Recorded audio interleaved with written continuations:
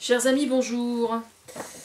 Nous sommes dimanche ce matin, ou nous sommes dimanche matin, et ce matin je vais vous parler d'une émission que j'avais écoutée sur France Inter, dont le thème c'était Au téléphone sonne le soir, il me semble.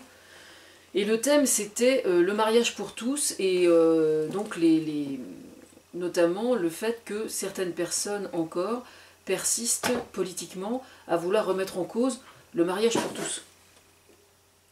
Alors, à la suite de cette émission, il y a Christine Boutin qui a... Enfin, je ne sais pas si c'est lié à cette émission ou pas, c'est pas très important, mais toujours est-il qu'on a appris, donc 15 jours après environ, que Christine Boutin quittait le monde de la politique.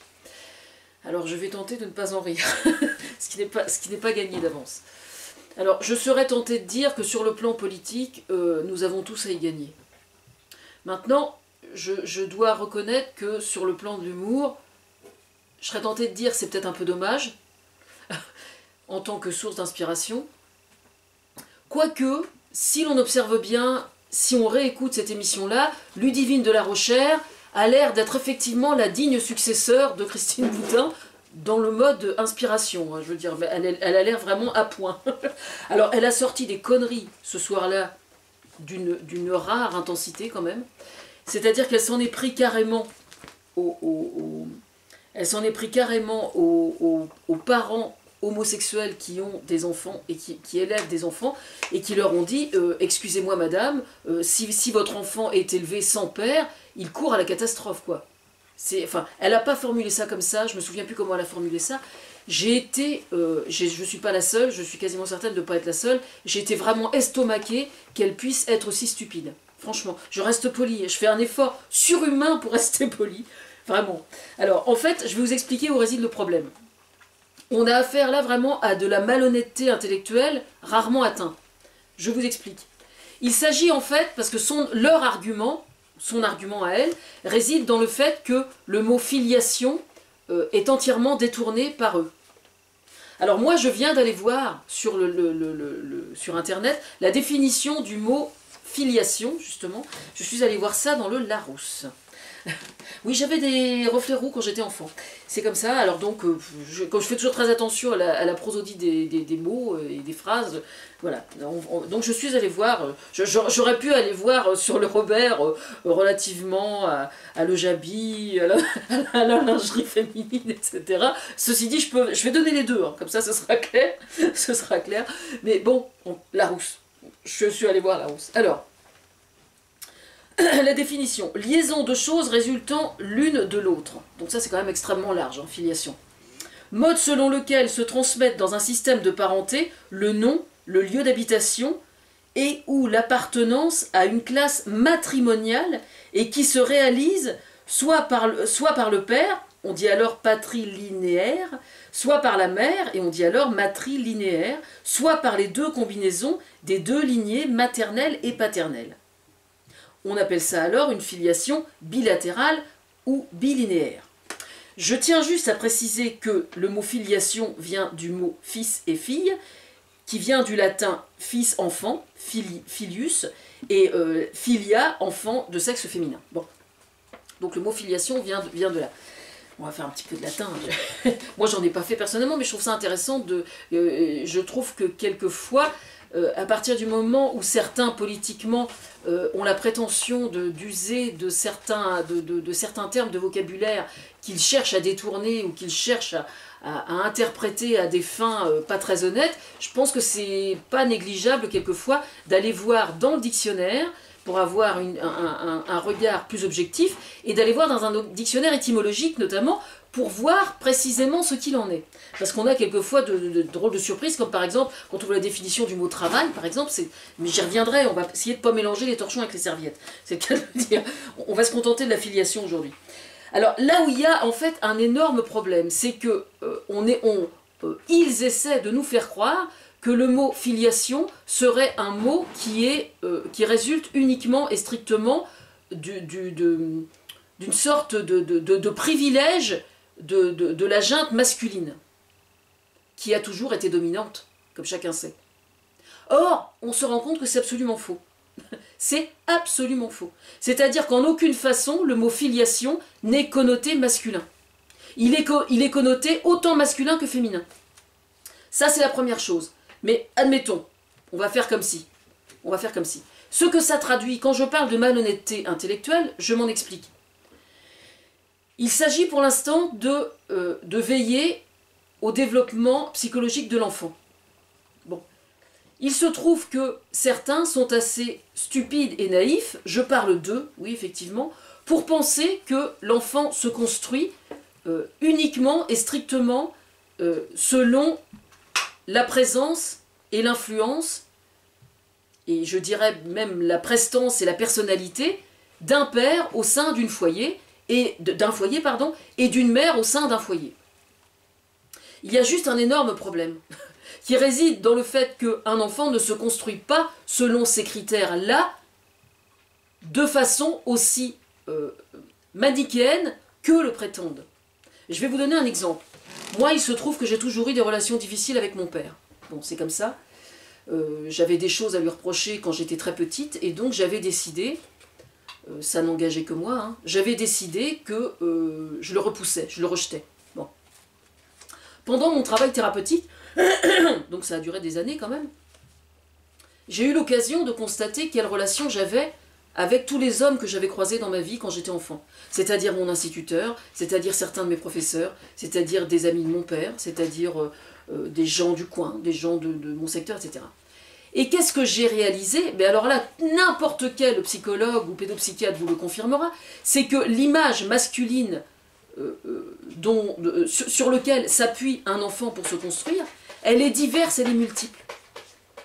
C'est-à-dire que le père qui est présent à la maison, qu'il soit le géniteur ou qu'il ne le soit pas, parce que ce qui fait qu'on est parent d'un enfant, c'est l'amour et la bienveillance qu'on lui porte, et absolument pas la génétique. Ça, c'est une chose, il faut quand même le savoir. Bon, ça, c'est très important, surtout en ce qui les concerne. Mais ce qu'il est important de savoir, c'est que l'enfant se construit avec, pour outil absolument indispensable, son instinct, un instinct de survie. Moi, j'ai connu, par exemple, quand mes filles étaient petites, j'ai connu une gamine qui allait extrêmement mal au sein du foyer où elle était. Bon, je n'entre pas dans les détails parce que c'est sa vie privée et puis je n'ai pas à m'en mêler. Mais moi, ce que j'observais, c'est que cette gamine avait développé une sorte de pouvoir de séduction absolument incroyable, et tous les adultes à qui elle adressait la parole, elle avait cette attitude-là dans le but de se faire aimer. Ce qui est un comportement, une forme d'instinct qu'elle avait développé, d'hypercommunication, parce que justement, si elle ne trouvait pas au sein de son foyer les images parentales, c'est-à-dire maternelles et paternelles, sur lesquelles elle puisse s'appuyer, eh bien elle allait chercher ailleurs. Et c'est ce que font la majorité des enfants, enfin c'est ce que font tous les enfants, je dirais même, tous les enfants.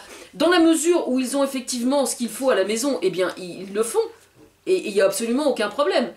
Moi je connais des enfants qui étaient très bien dans leur foyer et qui avaient des relations tout à fait normales avec les adultes autour d'eux. Ce que je veux dire, c'est que ces identifications-là, on n'en a pas conscience quand on est enfant, mais on s'en sert et on s'appuie dessus pour se construire justement. En aucune façon, je dis bien en aucune façon, un enfant ne se construit uniquement et strictement avec l'image du père ou l'image de la mère. Ce sont toutes les femmes qui gravitent autour de la famille qui servent de référence, dans des pourcentages différents selon les cas, bien évidemment, et c'est exactement la même chose avec le père. C'est la raison pour laquelle moi, qui suis à l'origine d'un certain nombre d'articles que j'ai rédigés au sujet du mariage pour tous, je tiens mordicus à ça parce que je sais très bien que c'est la vérité. Aujourd'hui, on a du recul dans la mesure où on sait que dans les années 70, notamment aux États-Unis, il y a des tas de gens qui ont élevé des enfants dans des couples homosexuels, et on sait aujourd'hui que statistiquement, le fait que ces enfants aient été élevés par 2 hommes ou par 2 femmes, on voit au niveau des statistiques par rapport au nombre d'adultes aujourd'hui qui sont suivis ou qui ne sont pas suivis, par exemple, par un psy, pour faire une psychothérapie parce qu'ils ont eu une enfance tordue ou quoi que ce soit. Non, ça n'a pas d'incidence. Ça n'a pas d'incidence. Et c'est ça en fait qui les emmerde, c'est qu'ils savent bien qu'ils ont tort, mais ça ne les dérange absolument pas d'aller exploiter certains mots pour les déformer, parce que là c'est exactement ce qui se passe. Ils utilisent le mot filiation en laissant croire que le mot filiation déjà aurait une origine, comment dire, l'aspect génétique serait quelque chose d'important. Nulle part, absolument nulle part, je n'ai vu sur internet où que ce soit le mot filiation attaché à la moindre notion de génétique. Nulle part. Voilà. À la limite, un mentor, par exemple, c'est même pas à la limite, c'est la vérité, un mentor positif, hein, parce que c'est ça en fait qui se passe. Imaginons par exemple un enfant qui pratique un sport, ça se passe pas très bien à la maison, il pratique un sport et puis il se trouve que l'éducateur sportif qui s'en occupe est quelqu'un qui a vraiment la tête sur les épaules, et qui réalise vraiment que l'enfant va pas très bien à la maison, mais que le sport l'aide énormément, il est bienveillant sur lui, il est absolument évident que cet homme-là sert de référence et de tuteur psychologique, je veux dire, dans le devenir de cet enfant et dans la façon dont il va se construire. Et je trouve ça absolument merveilleux, et c'est l'instinct de survie de l'enfant qui provoque ça. Donc moi, j'ai parfaitement réalisé qui, d'une certaine façon, m'a servi de père, je dirais pas virtuel, parce que c'était dans la réalité, mais de père de substitution. Dès l'instant, tous les hommes qui ont gravité autour de moi pendant mon enfance, mon adolescence et même ma vie d'adulte, et qui ont été des personnages que j'ai estimés, que j'ai admirés, qu'ils soient célèbres ou pas, hein, que ce soit dans mon entourage ou que ce soit des gens célèbres, ont servi à me construire. Et c'est pareil pour n'importe qui. Alors aller sortir à quelqu'un sous prétexte qu'il est homosexuel et qu'il a un enfant homosexuel et qu'il forme un couple homosexuel, qu'il a un enfant, que son enfant va se bâtir de façon complètement tordue, je trouve ça extrêmement grave. Extrêmement grave. Et alors c'est d'autant plus grave que cette femme-là sait pertinemment qu'aujourd'hui les couples sont en danger, il y a de gros problèmes au niveau de l'éducation, et il y a notamment beaucoup de familles qui sont monoparentales, des parents qui sont en rupture vis-à-vis de leur enfant, en rupture au point qu'ils se sont séparés, qu'ils ont divorcé, et que ce sont effectivement les enfants qui d'une certaine façon trinquent.